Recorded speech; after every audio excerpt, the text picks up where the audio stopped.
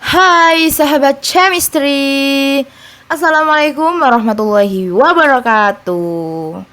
Sebelum mulai pembelajaran, marilah kita berdoa terlebih dahulu. Berdoa menurut keyakinan dan kepercayaannya masing-masing. Berdoa dimulai. Berdoa selesai. Bagaimana kabarnya hari ini anak-anak? Semoga kalian sehat selalu ya. Hari ini kita akan belajar tentang korosi. Ada yang tahu nggak sih korosi itu apa? Nah, jika kalian belum tahu korosi itu apa, simak video pembelajaran ini sampai selesai ya. Oke, next kita pencet start untuk memulai pembelajaran pada pagi hari ini. Nah, setelah kamu pencet tombol start, kita ada di ruangan menu utama. Di mana di menu utama itu ada tujuan pembelajaran, ada materi pembelajaran, ada latihan soal. Kali ini kita akan pencet materi tujuan pembelajaran untuk pertemuan pada hari ini. Nah, tujuan pembelajaran pada pertemuan ini, Ibu harap setelah kalian mengikuti kegiatan pembelajaran ini, kalian dapat menemukan faktor-faktor yang dapat menyebabkan terjadinya proses korosi. Juga kalian akan bisa membandingkan kecepatan proses pengaratan logam berdasarkan kondisi lingkungannya. Di halaman ini kan ada pembagian materi pembelajaran. Nah, yang pertama itu stimulus. Stimulus itu untuk kaitannya dengan materi sebelumnya. Dan yang kedua itu pengertian korosi. Jadi ibu nanti ceramah tentang pengertian korosi itu apa sih? Terus yang ketiga mekanisme proses perkaratan besi. Dan yang keempat kalian nanti itu akan tahu paham faktor-faktor yang mengaruhi proses perkaratan besi. Oke? Dari sini kalian apakah paham? Oke guys, kita masuk ke stimulus. Coba kalian perhatikan alat apa aja sih di sekitar kita yang terbuat dari logam dan dari jenis logam apa alat tersebut dibuat. Mungkin ada alat tulis kalian yang terbuat dari logam atau peralatan ibu memasak atau peralatan ayah. Kita akan mendapatkan banyak jenis alat yang terbuat dari logam, mulai dari keperluan perorangan, rumah tangga, transportasi, sampai konstruksi bangunan.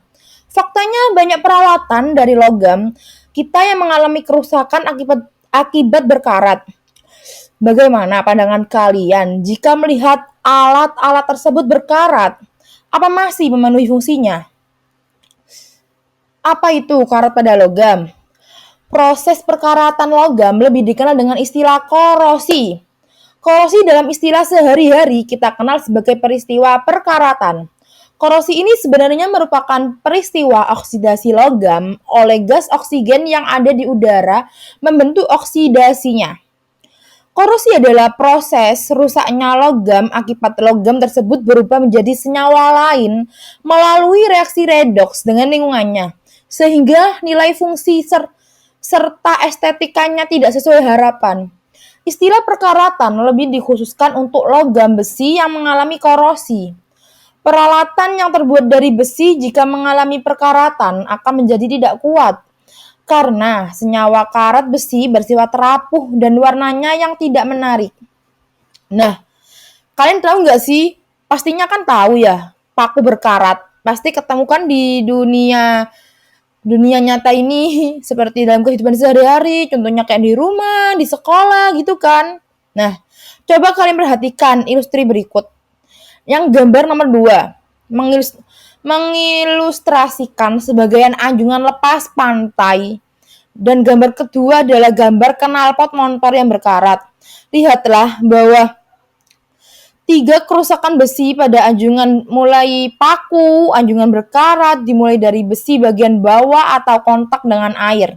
Sedangkan pada motor, bagian knalpot akan mengalami perkaratan terlebih dahulu dibanding bagian lainnya. Pada kasus lain, pernahkah kalian memperhatikan bahwa kran air yang dipasang ayah di luar rumah cenderung lebih cepat berkarat dibanding kran air dalam kamar mandi kita? Kalian pasti tahu bahwa kran di luar rumah mendapat pengaruh lingkungan yang lebih banyak dibanding yang berada di dalam rumah. Salah satunya adalah pengaruh air hujan yang relatif bersifat asam karena berpengaruh polusi udara. Dari beberapa kasus di atas, bagaimana sih kalian menjelaskan proses perkaratan tersebut bisa terjadi?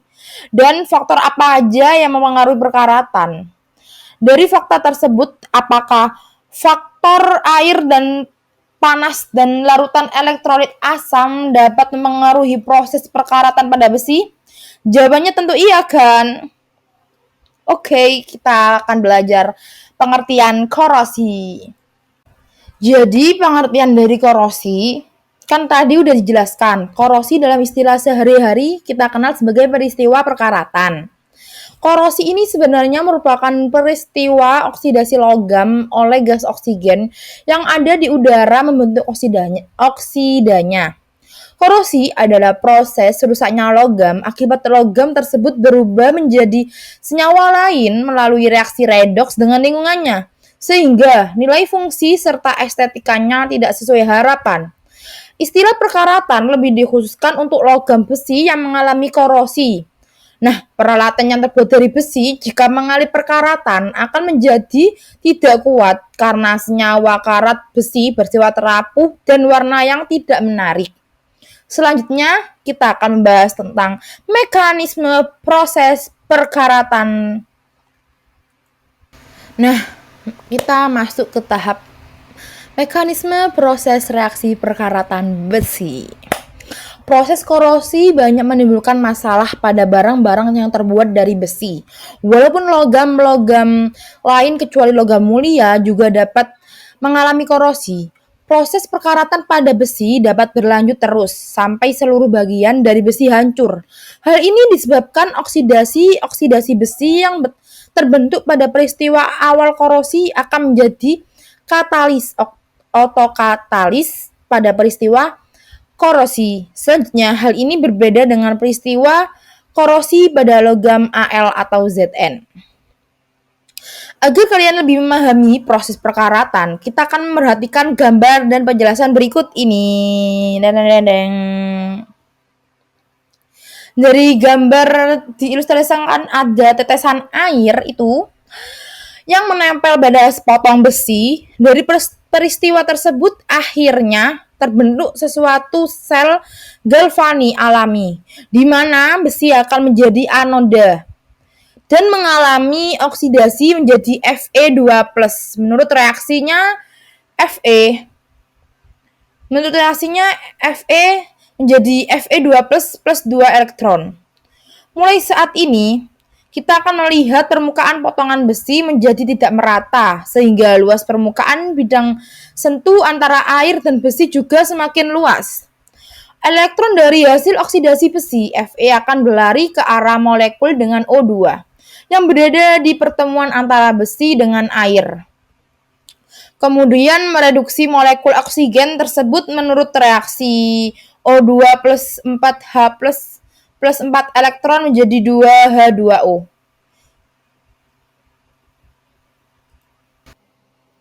Nah, lihatlah bahwa keberadaan air dalam reaksi juga menentukan keberlangsungan reaksi. Secara redoks, maka keseluruhan reaksi diberikan sebagai berikut.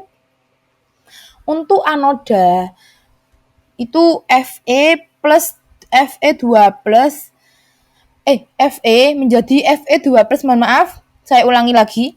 Fe menjadi Fe2 plus 2 min. Dan katoda O2 plus 2H2O plus 4 elektron menjadi 4 OH min. Dan untuk reaksi selnya 2Fe plus O2 plus 2H2O menjadi 2Fe3 plus 4 OH min. Ion Fe2 plus tersebut kemudian mengalami oksidasi lebih lanjut dengan reaksi 4 Fe2 plus O2 plus 4 plus 2N H2O menjadi 2 Fe2O2 NH2O plus 8H+. Berdasarkan nilai potensial reaksinya, besi merupakan logam yang mudah mengalami korosi. Logam-logam lain yang mempunyai nilai potensial elektroda lebih besar dari 0,4 volt akan sulit mengalami korosi sebab dengan potensial tersebut akan menghasilkan energi potensial reaksi kurang dari 0 negatif ketika kontak dengan oksigen di udara. Logam-logam perak, platina, Dan emas mempunyai potensial elektroda lebih besar dari 0,4 volt sehingga sulit mengalami korosi. Bagaimana anak-anak sampai sini, apakah sudah paham? Faktor-faktor yang mempengaruhi proses perkaratan besi. Jika kalian mencermati beberapa kasus perkaratan besi dan reaksi-reaksi pada proses perkaratan besi yang sudah dijelaskan di slide sebelumnya, maka faktor-faktor yang mempengaruhi proses perkaratan dapat dibagi dua, yaitu faktor utama dan faktor pendukung.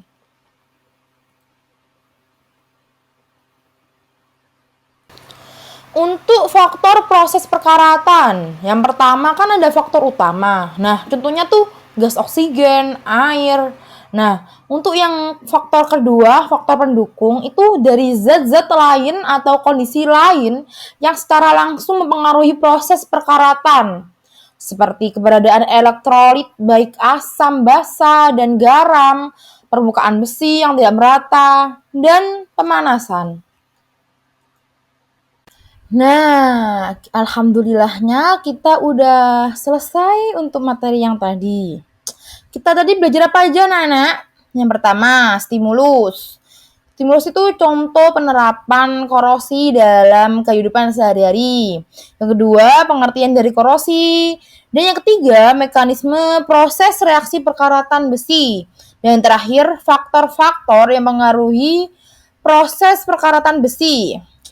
Untuk melihat penguasaan kalian tentang faktor-faktor yang mempengaruhi proses korosi, kerjakan latihan soal berikut ya. Nah, cara mengerjakannya itu tap gambar aja di samping. Terus kerjakan dengan benar karena nilainya itu untuk pengambilan nilai. Nah, cara mengerjakannya tuh di tab gambarnya, nanti kalian masuk ke Google Form. Oke? Okay? See you next time. Nah, sebelum Ibu akhiri pelajaran pada pertemuan ini, Ibu akan memberikan motivasi untuk kalian semua. Pelajaran kimia itu saling berhubungan dengan materi berikutnya. Maka, kalian harus sungguh-sungguh belajar. Karena jika kalian tidak sanggup menahan lelahnya belajar, maka kamu harus sanggup menahan perihnya kebodohan. Maka dari itu, lebih baik menangis sekarang karena pedihnya menuntut ilmu daripada menangis di kemudian hari karena penyesalan tanpa ilmu. Tetap semangat ya teman-teman. See you sahabat kimia. Dadah. Jangan lupa subscribe channel ini. Jangan lupa like videonya ya.